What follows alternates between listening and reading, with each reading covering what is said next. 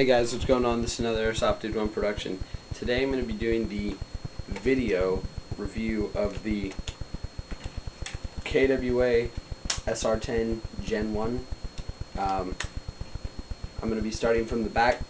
Basically, this gun is obviously older because it's the Gen 1 and now they're on, or the 3GX gearbox or whatever. I don't even know where they're at now because last time I checked they were at the 2GX and that was amazing. And I got this off Craigslist. Well, not off Craigslist, but from one of my buddies that had it on Craigslist for like $150. In my opinion, for what it was a really good deal because this is up to par with the 2GX. I don't know why they decided to change or what they changed to make it that little bit better, but this is matching it in my opinion. So once I got it with this paint job on it. As you can see, it's got a tan and black snakeskin paint job on it. Let me remove this one point. If you can't see it over here, then there you go. If you can kind of see it right there. I'm gonna start from the rear. This is a Classic Army Voltor stock. Now, to remove it, you push this button in, pull off, then you've got your battery. It will fit a stick type 11.1 LiPo in one side, like right here. But my LiPo is dead at the moment and I need to get a new one. When I bought it, it came with an 8.4 volt. 8.4 volt doesn't even give this gun any kind of justice because the trigger response isn't that great. I mean, it's still better than nothing, but if you got a 7.4 LiPo or a 9.6 volt or an 11.1, that's where you got the good combination starting. So to put it back on, you push the button in, hook the bottom on this little prong right here, close. Mine doesn't close all the way because I've got this battery case on the back housing my 9.6 volt stick, or not stick, but 9.6 volt brick battery, mini brick. So the Voltor stock is see, mine falls off, but in the game I had it locked, but I'm just gonna keep this off, so just remember that goes on here. So you know, the Voltor stock, it's the one that has like this looks like it's two pieces that goes throughout here. It's a nice polymer. It's painted over and it looks nice. Then in the back here, it has a little what would you want to call it? A compartment. This little tab right here. You pull it down, and then it'll fall out. In here, I just carry a gauze pad and some bandages. I mean, you can't really keep much in there. I just have a mini little first aid kit in there.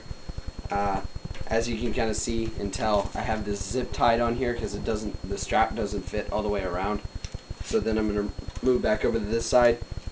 The charging handle doesn't always pop it open, but that's because of wear and tear on the gun. You know, there it goes.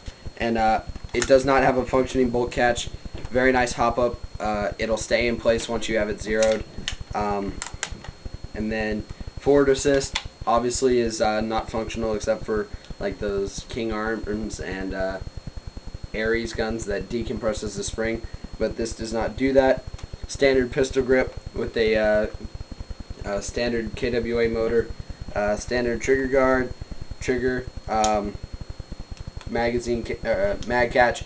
Then in here I've got a Magpul PTS, Magpul PTS 300 round high capacity, high cap mag, wind on the bottom. Moving up to the top, you've got SR25 PDW and or SR25 style flip up sights. Now I know you're probably saying, oh, how are you going to be able to look through your optic with those kind of sights if your optic dies? Honestly, it doesn't, and that's why I have this quick release, which if you don't know what the quick release is, you pull down this little button, flip the lever off, and you've got the red dot off. So now you're down to your irons. Hopefully soon I'm going to be getting a Magpul Myad grip and then a replica EOTech of some sort. But for right now, I really like this optic. Or maybe I'll just get different sights because I like this optic so much. Because on the front, you can see that it's got the honeycomb on it, which is removable, which has been shot, but you can still see it, even though it does have the it has stopped the BB, which is really nice. It hasn't even gone halfway. The BB didn't even go halfway through the honeycomb, so you know that it'll stop. The honeycomb will stop a BB. This red dot is a replica Trigicon, I believe, or no, Aimpoint, and it has 1 to 11 times of adjustment on the reticle of how bright it is. It's only red, but it is adjustable. This nut is loose, but it stays locked down pretty good. Normally you would have your KWA trades right here, which you can still see kind of if you're really looking close. It just says KWA, their KWA logo, then it says KWA SR-10 caliber 6mm, and then its own unique serial number, made in Taiwan, and that's about it for trades besides safe semi-auto. Like this SR25 style flip up rear sight, you've got your adjustment here, and then you've got your mini rail for if you wanted to mount a micro red dot. Like going back to this red dot, you've got the two windage and elevation. Then up here, you know, they don't lock or anything, they just flip right up. I think they're a good complement to this gun just because of looks, not because of practicality, and they don't add that much weight. M-buses wouldn't flip up that high, and you can still see it a little bit through the it's still accurate, and you can still see it, the top of this and the top of the top of the rear sight and the top of the front sight. You can still see the tops of the posts, so you can still hit someone with it. On the top, I've got a black ladder grip, so it doesn't cut up my hands or anything. On the sides, I've got a black, tan, and kind of an OD scheme going on the XTM rail panels, which I also have over here. And then these solid black ones are just the rubber rip-offs. And then on the bottom, I've got another one of those little ladder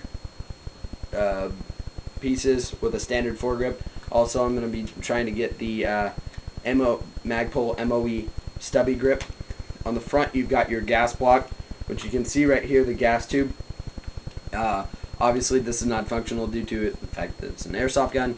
You've got it's not a Noveski or anything special, but it doesn't do anything, but it looks really cool.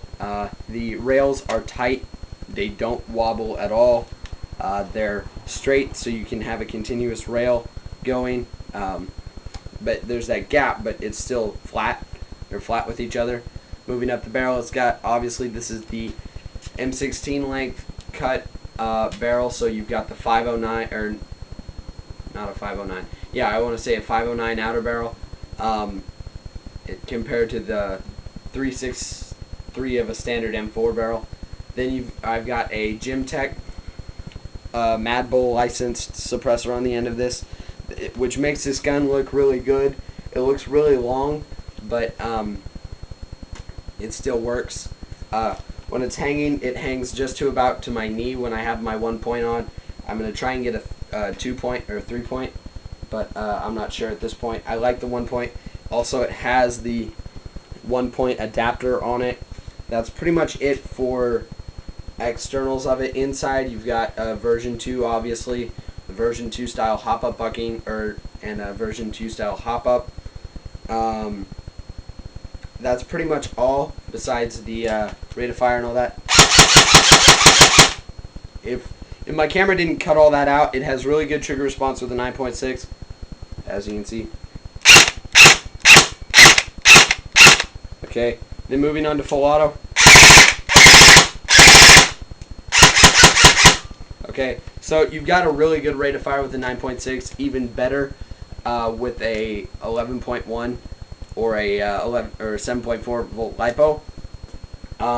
So those are just some of the main logistics of this gun. I really like it. It's going to be my primary for a while until I get my GMP WOC challenge kit, the gas ball back. So be looking for that on Black Friday. Get it from Evite. Should be around 160 after all the sales and all that good stuff. So this has been another Airsoft Dude One production. If you have any questions on this gun or any of my other guns, feel free to message me. And please comment, rate, and subscribe. Thanks for watching.